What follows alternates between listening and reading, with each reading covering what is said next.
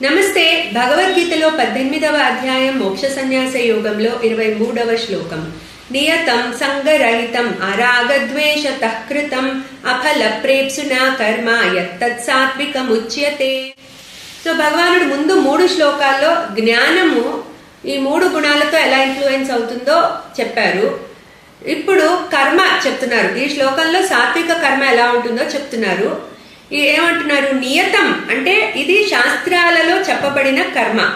So విధి శాస్త్ర విధుల ప్రకారం చేసే కర్మ నియతం. సంగరహితం అంటే ఆ కర్మ నుంచి కర్మకి అంటుకోవడం కానీ లేకపోతే ఆ కర్మ ఫలితాలకి అంటుకోకుండా ఉండడం. తర్వాత అరాగద్వేషత అంటే రాగద్వేషాలు లేకుండా చేసే పని.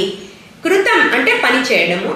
అఫల ప్రేప్సున అలాగే ఆ ఫలితం మీద కూడా ఆసక్తి లేకుండా చేయబడే కర్మ సాత్విక కర్మగా చెప్పబడుతుంది అర్జున అని చెప్తున్నారు. సో భగవానుడు ఇక్కడ 4 ఆస్పెక్ట్స్ చెప్తున్నారు. కర్మ శాస్త్రబద్ధంగా ఉండాలి, అట్లాగే దానికి అంటుకోకుండా చేయాలి.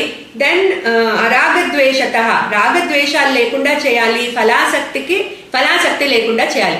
ఈ 4 ఆస్పెక్ట్స్ తో చేసే కర్మ సాత్వికమైన కర్మ అని చెప్తున్నారు భగవానుడు. నెక్స్ట్ 2 శ్లోకాల్లో రాజసిక తామసిక కర్మల గురించి చెప్తారు. క్లీన్ కృష్ణాయ నమః.